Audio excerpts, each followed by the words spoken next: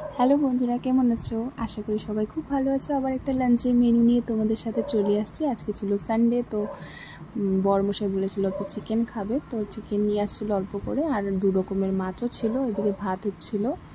চিকেনটা আমি বানিয়েছি, তো আজকে একটু নতুন স্টাইলে বানানো ট্রাই করলাম। তো এখানে দেখতে পাচ্ছ আমি ফোড়নে শুকনো লঙ্কা তেজপাতা দিয়ে দিয়েছি, সামান্য একটু জিরেও দিয়েছিলাম। তো আমি চিকেনটা আগে আধা ঘন্টা আগে মেরিনেট করে রেখে দিয়েছি। তো ভিডিও ক্লিপটা নিতে আমি ভুলে গেছিলাম, তো শেয়ার করতে পারলাম না তোমাদের সাথে। তো আমি চিকেনটাকে মেরিনেট করেছি আজকে, সব কিছু মশলা দিয়েছিলাম, সয়া সস টমেটো সসও অ্যাড করেছিলাম মশলার সাথে। তো চিলি সস, সয়া সস আর টমেটো সসটা অ্যাড করেছি, আর দইও দিয়েছিলাম আমি। তো মশলার মধ্যে গরম মশলা গুঁড়ো দিয়েছিলাম, আরও জিরে, হলুদ, লবণ, এগুলো তো ছিলই, আর ধনের গুঁড়ো অল্প দিয়েছি। তো এরকমভাবে সিম্পলভাবে বানিয়ে নিয়েছিলাম আমি। তো দেখতে পাচ্ছ লঙ্কাটা আমি সে করে দিয়ে দিয়েছি। তো এভাবে ট্রাই করে দেখলাম নতুনভাবে যে খেয়ে কেমন লাগে। তো টেস্টি হয়েছিল চিকেনটা খুব। তো সবসময় তো একই রকমভাবে খাই, আজকে নতুনভাবে ভাবলাম ট্রাই করব, খেয়ে কেমন লাগে। তো ভালোই লেগেছিলো খেয়ে।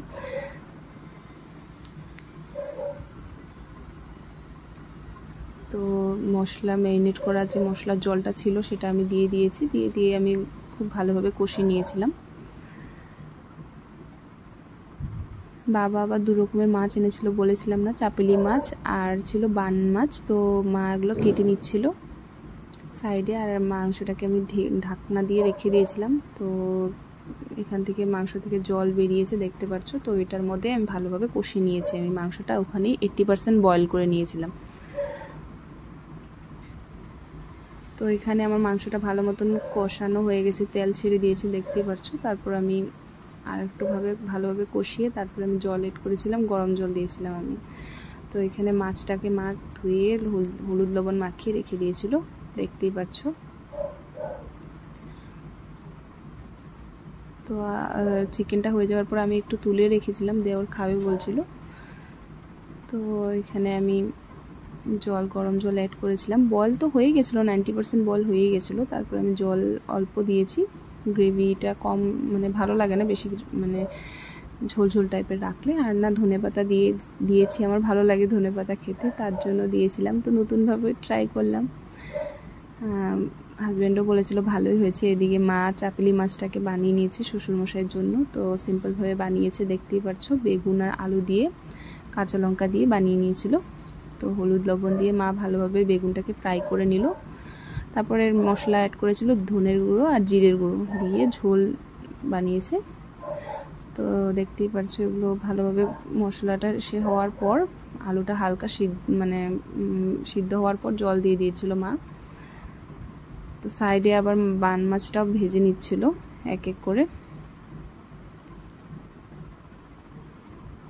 তো বাইন মাছের চচ্চড়ি খাবে ভাই বলেছিল, তো মা মূলো দিয়ে, আলু দিয়ে, আরও বেগুন দিয়ে বানিয়েছিল। আর এখানে পেঁয়াজ কুচি আর লঙ্কা কুচি দিয়ে দিয়েছে দেখতে পাচ্ছ। তো ফোড়নে সামান্য জিরে দিয়ে তারপরে পেঁয়াজ কুচি আর লঙ্কা কুচি দিয়ে ওগুলোকে ভালোভাবে ফ্রাই করে নিচ্ছিল।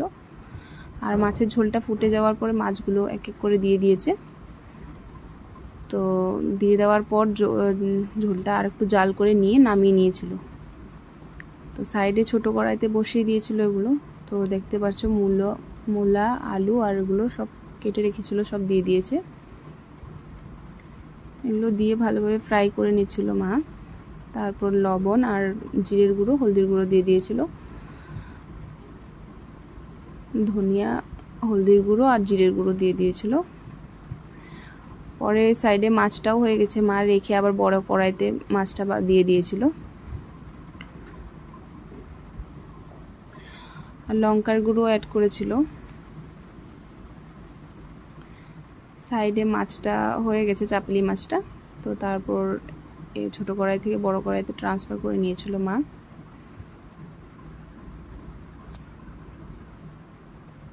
তো এখানে দেখতে পাচ্ছ বড় কড়াইতে নিয়ে এসেছিলো, ওদিকে ঝোল ফুটে গেছে, এদিকে আমাদের ডগির জন্য ডিম সিদ্ধ আর মাছ সিদ্ধ বানিয়ে দিয়েছে। তো ধনেপাতা কুচি দিয়ে অনেকক্ষণ নাড়িয়ে চাড়িয়ে মা নামিয়ে নিয়েছিল।